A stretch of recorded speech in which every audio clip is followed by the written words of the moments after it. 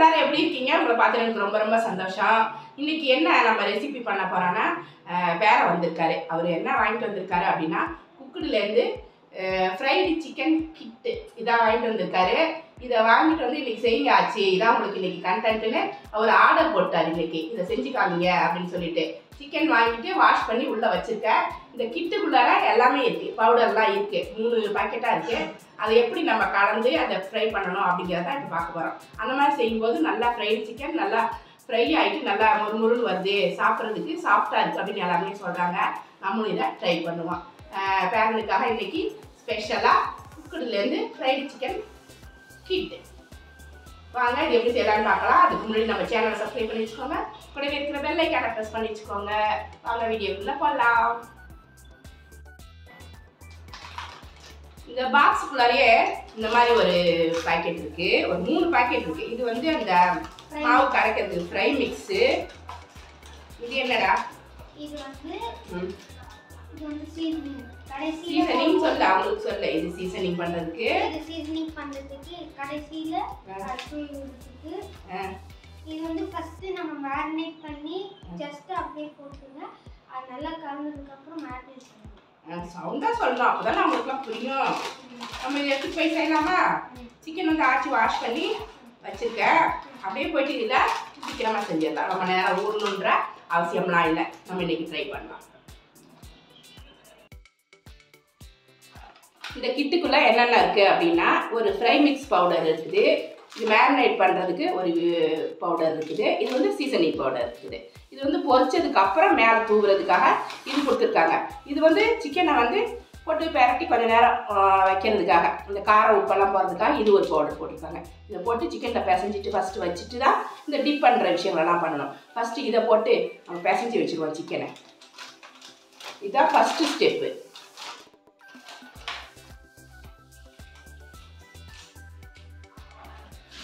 நான் வந்து வாஷ் பண்ணி எடுத்து வச்சுருக்கேன். இது 1 கிலோ சிக்கன். 1 கிலோ சிக்கனும் இந்த மாதிரி எடுத்துருக்கேன். லெக் பீஸு இந்த மாதிரி பெரிய பெரிய பீஸாக போட்டிருக்கு. இந்த தொடை பீஸு, இந்த காலும் தொடையும் சேர்த்து வரும் பார்த்தீங்களா, இந்த மாதிரி பீஸு, இந்த பெரிய பெரிய பீஸாக எடுத்துருக்கேன். அப்போ தானே இந்த கேஎஃப்சியில் வரும் பார்த்தீங்களா, அந்த மாதிரி வரும். இதில் அப்படி கட் பண்ணி எக்ஸ்ட்ராவாக இருக்கிறதெல்லாம் எடுத்துருவோம். நம்ம ரொம்ப சின்ன சின்ன பீஸாக போட்டோம்னா அந்த ஃப்ரைடு சிக்கன் மாதிரி வராது. அதனால் பெரிய பெரிய பீஸாக போட்டு வாங்கிட்டு வர சொல்லியிருக்கு. இந்த மாதிரி இருக்குது. இப்போ இதை இந்த பவுடரை கட் பண்ணி இதை போட்டு,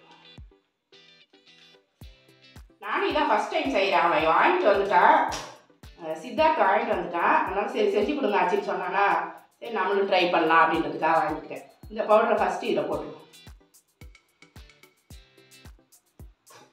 போட்டு இதை அப்படியே பிசைஞ்சு வச்சு பிசைஞ்சிட்டு அடுத்த வேலை பார்க்கறதுக்குள்ள இது கொஞ்சம் நேரம் ஊறட்டும். ஊற வேண்டாமா சொல்கிறான் பாருங்க டிப்ஸு. ஊற வேண்டாம் அப்படியே இருக்கட்டும் அப்படின்றான். இருந்தாலும் நம்ம பிசைஞ்சு வச்சுட்டு அடுத்ததெல்லாம் எடுத்து வைக்கிற வரைக்கும் இது இருக்கட்டுமே.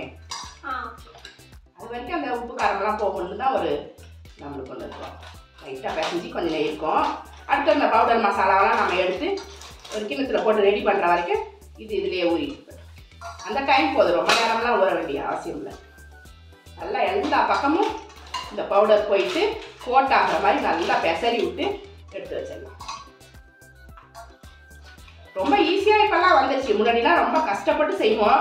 இதை பண்ணணுமா அதை பண்ணணுமா, கொஞ்சம் நேரம் வேக வச்சுட்டு அப்புறமா ஃப்ரை பண்ணணுமா அப்படின்ட்டு. இப்போ அப்படிலாம் இல்லை, நிறைய கிட்டு இந்த மாதிரி நிறைய வந்துச்சுக்கிட்டு இந்த மாதிரி வாங்கிட்டு நம்மளே செஞ்சுக்கலாம் போல். எனக்கிட்ட எதுவுமே செய்ய தேவையில்லை போல, எல்லாமே ரெடிமேடாக கிடச்சிருது.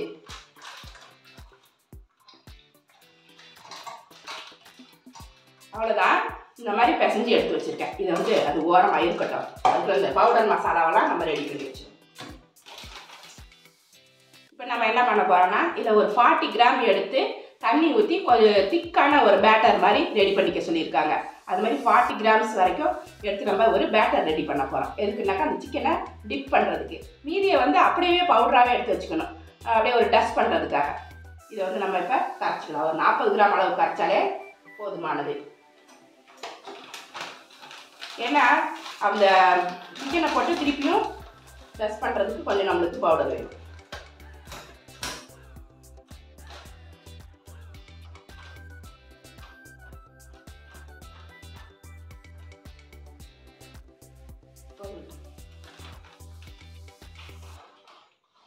இந்த அளவுக்கு எடுத்திருக்கேன்.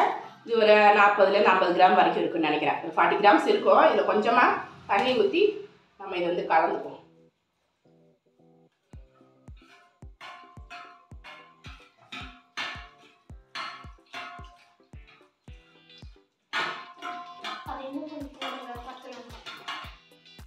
பத்தாத மாதிரி இருந்துச்சுன்னா இன்னும் கொஞ்சோண்டு ஆட் பண்ணிக்கோங்க.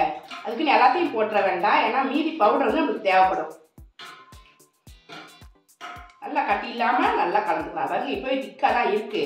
இன்னும் கொஞ்சம் அப்படி ஊற்றிட்டு எதுக்குன்னா இதை டிப் பண்ணிவிட்டு அந்த பவுடர் மிக்ஸில் அப்படியே ஃப்ரைடு மிக்ஸில் அப்படியே ஒரு டஸ்ட் பண்ணும்போது போய் ஒட்டிக்கும் இந்த மசாலாலாம். அதுக்கு தான்.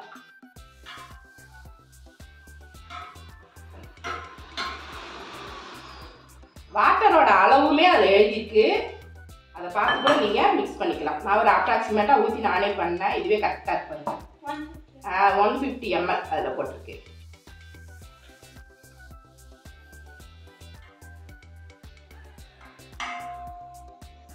இதில் வந்து மீதி உள்ள இந்த ஃப்ரைடு மிக்ஸ் பவுடரை இதில் போட்டு. இப்போ அடுத்த ஸ்டெப் என்னென்னா, இப்போ நம்ம கரைச்சி வச்சுருக்கோமா, கொஞ்சம் பவுடர் வந்து கரைச்சி வச்சுருக்கோம், கொஞ்சம் ட்ரை பவுடராக வச்சுருக்கோம். இது ரெண்டையுமே இப்படி வச்சுட்டு இப்போ ஒரு பீஸாக எடுத்து இதில் இந்த லிக்விடு மாவு மாதிரி பிசைஞ்சு வச்சுருக்கோம் பார்த்தீங்களா, இதில் இந்த மாதிரி ஒரு கோட்டிங் இப்படி பிசைஞ்சிட்டு இதை என்ன பண்ண போகிறோம் அப்படின்னா, இந்த ஃப்ரை மிக்ஸில் இதை வந்து இப்படி டிப் பண்ணிவிட்டு அப்படியே ஃப்ரை மிக்ஸில் டிப் பண்ண போகிறோம்.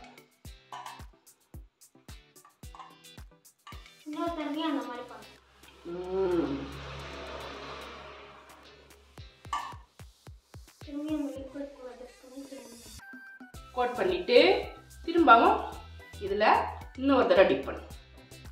அப்போ டபுள் கோட்டிங் மாதிரி ஆகிடும். உங்களுக்கு வந்து மாவுலாம் நல்லா போய் ஒட்டிட்டு டேஸ்ட் கரெக்டாக வரும். இப்போ இன்னொரு தடவை இதில் டிப் பண்ணி இந்த மாதிரி தான் எல்லாத்தையுமே எடுத்து வைக்கணும். பாருங்கள், அப்போ தான் வந்து இந்த மாவு போய் எப்படி ஒட்டிக்குது பாருங்கள். ஃபஸ்ட் டைம் நம்ம பண்ணும்போது சரியாக ஒட்டலை பார்த்தீங்களா. கரெக்டாக சொல்லியிருக்காங்க, ஃபஸ்ட்டு ஒரு தடவை போட்டுட்டு டிப் பண்ணி எடுங்க, அப்புறம் செகண்ட் டைமும் அந்த மாதிரி போடுங்கன்னு. இப்போ பார்க்கும்போதே பாருங்கள், KFC சிக்கன் மாதிரியே வந்துருச்சு பாருங்கள். அந்த லுக்கு எப்படி லுக் வைஸ் வந்து எவ்வளோ அழகாக இருக்குது பார்த்தீங்களா. செகண்ட் டைம் வந்து அந்த கோட் பண்ணும்போது தான் இந்த மாதிரி வருது. செம்ம ஐடியா எல்லாருக்குமே. அந்த பிளேட் எடு, நல்லா உதறிட்டு இதில் வந்து இப்படி வச்சிருவோம். இப்போ அடுத்த பீஸ் எடுத்துக்கலாம். இந்த மாதிரி தான் எல்லா பீஸையுமே இதில் இப்படி டிப் பண்ணிவிட்டு கரெக்டாக இருக்குது. 1 கிலோவுக்கு கரெக்டாக இருக்கும் போல். இது கொஞ்சம் உதறிடுங்க, இல்லைனாக்கா இந்த இது தீந்து போயிட போகுது. தீந்து போயிடுச்சுன்னா கூட இதுலேருந்து கொஞ்சம் எடுத்து போட்டு கலந்துக்கோங்க. அந்த மாதிரி தான் நம்ம செஞ்சுக்கணும் ஒரு ஐடியாவாக. 500 grams to 1 kg வரைக்கும் போட்டிருக்கு. இப்போ நான் கலந்த மாவு திடீர்னு பத்தலை அவங்களுக்கு அப்படின்னா என்ன பண்ணுவாங்க, கொஞ்சோண்டு இன்னும் கொஞ்சம் எடுத்து நம்ம போட்டுக்கணும். இல்லையன்ட்டு நம்ம பயப்படக்கூடாது. இதுலேருந்து கொஞ்சம் எடுத்து போட்டு கரைச்சிக்க வேண்டியது தான். ஒரு தடவை டிப் பண்ணி நல்லா உதறியாச்சு. இந்த பவுடரை உதறிடுங்க வேஸ்ட் ஆகாமல், ஏன்னா நம்மளுக்கு தேவைப்படும் பார்த்தீங்களா. அதனால் இன்னொரு தடவை இதில் டிப் பண்ணிவிட்டு நல்லா டிப் பண்ணிவிட்டு திருப்ப இன்னொரு தடவை இதில் டஸ்ட் பண்ணிடலாம்.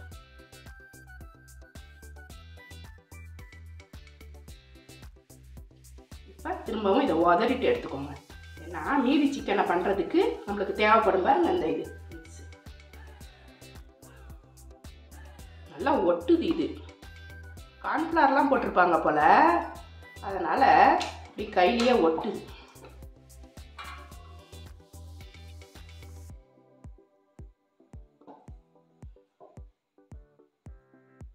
கார்ன்ஃப்ளவர்லாம் போடல. என்ன போட்டிருப்பாங்க, மைதா கார்ன்ஃப்ளவர் எல்லாமே போட்டிருப்பாங்க. கார்ன்ஃப்ளவர் போடல, வீட்டோட ஃப்ளவர் போட்டிருக்காங்களா. பரவாயில்லையே.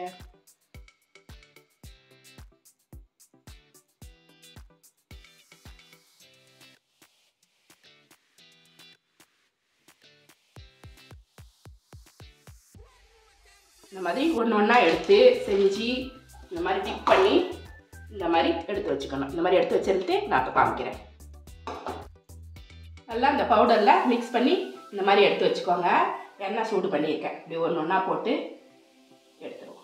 நல்லா ஃப்ரை ஆகணும். மீடியம் ஃப்ளேமில் வச்சுக்கோங்க. அப்போ தான் உள்ளார சிக்கன் வேகும்.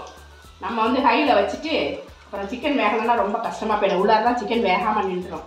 அதில் ஒரு 4 பீஸ் போடுறேன். இப்போது 4மே நல்ல மீடியம் ஃப்ளேமில் அது நல்லா வேகட்டும்.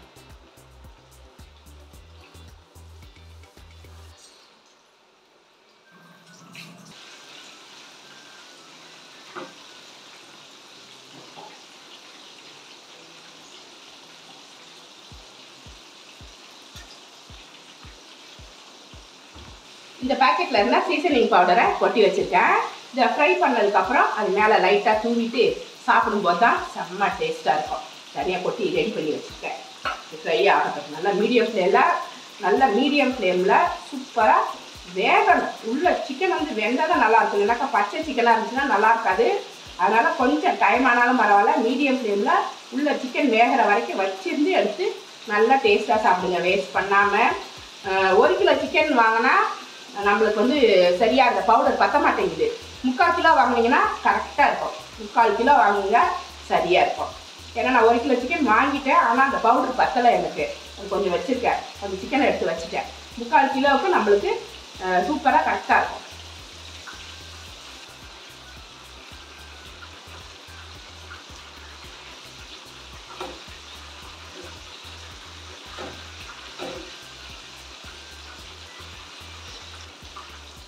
நல்லா இந்த அளவுக்கு வேகிற வரைக்கும் வெயிட் பண்ணி எடுத்துக்கோங்க. சிக்கன் வந்து உள்ளே வெந்திருக்கான்னு நம்ம செக் பண்ணிக்கலாம். சூப்பராக இருக்கு பாருங்கள். இதுக்கு மேலே வச்சுருந்தா ரொம்ப செவந்து போயிடும். சூப்பராக இருக்கா? இது நம்ம எடுத்துக்கலாம்.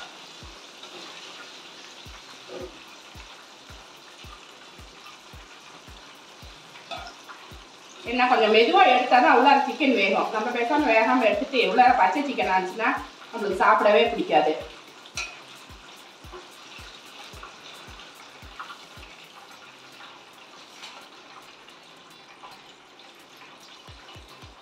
எப்படி இருக்கு பாருங்க பொரிச்சதுக்கப்புறம். செம்மையாக இருக்குல்ல? செம்ம சூப்பராக இருக்குது. இது மேலே அந்த சீசனிங் பவுடரை தூவணும். இப்போ நான் மீதி இருக்கிற பீஸையும் இதில் போட்டு விட்டுறேன். வெந்துட்டு இருக்கேன்.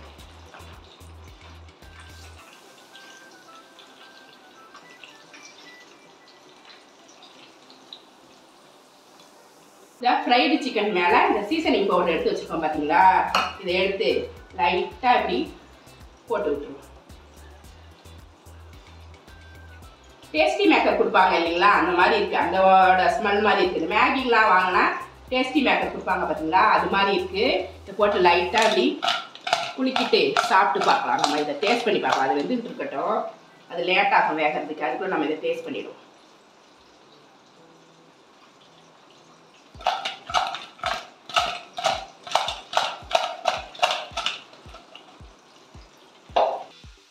சூப்பராக ரெடி ஆயிடுச்சு ஃப்ரெண்ட்ஸ். இந்த குக்குடில் இருந்த அந்த fried mix, chicken fried mix போட்டு இந்த ஃப்ரைடு சிக்கன் பண்ணோம். செம்மையாக இருக்குது பாருங்க. பார்க்குறதுக்கே இந்த KFC சிக்கன் மாடல்லையே இருக்குது. சூப்பராக இருக்குது.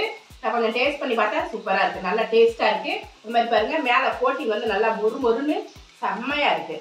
சாப்பிட்டு பாருச்சு. சித்தார்த்து தான் ஃபஸ்ட்டு நம்ம கொடுக்கணும். அவனுக்கு தான் இது ரொம்ப பிடிச்சிருந்துச்சு. செஞ்சு கொடுங்க ஆச்சு, செஞ்சு கொடுங்க ஆச்சு, எப்போ பண்ணுவீங்கன்னு ரொம்ப வெயிட் பண்ணிட்டு இருந்தான். அவனுக்காக இப்போ செஞ்சது. நல்லா இருக்கா? கூட போதும் இருக்கணும் உங்களுக்கு. இது சாப்பிட்றியா? நல்லா சாஃப்டா இருக்கு. சிக்கனை வந்து உப்பு காரம்னா உள்ள போயிருக்குமா அப்படின்ட்டு நம்மளுக்கு ஒரு டவுட் இருக்கும் பார்த்தீங்களா? அந்த மாதிரிலாம் இல்லை. பாருங்க எவ்வளோ சாஃப்டா வெந்திருக்கு உள்ளார. அது மாதிரி நீங்கள் மீடியம் ஃப்ளேமில் வச்சு கொஞ்சம் வெயிட் பண்ணி பொறுமையாக வேக வச்சுக்கோங்க. நல்லா டேஸ்ட் சூப்பராக இருக்கு. இதை நீங்களும் ட்ரை பண்ணுங்கள். இந்த ரெசிபி பிடிச்சிருந்தா நம்ம சேனலை சப்ஸ்கிரைப் பண்ணி வச்சுக்கோங்க. கூடவே இருக்கிற பெல் ஐக்கானை ப்ரெஸ் பண்ணி வச்சுக்கோங்க. லைக் பண்ணுங்கள், ஷேர் பண்ணுங்கள், கமெண்ட் பண்ணுங்கள். இவ்வளோ நேரம் என்னோட வீடியோவை பார்த்தா எல்லாருக்குமே நன்றி. Thank you friends.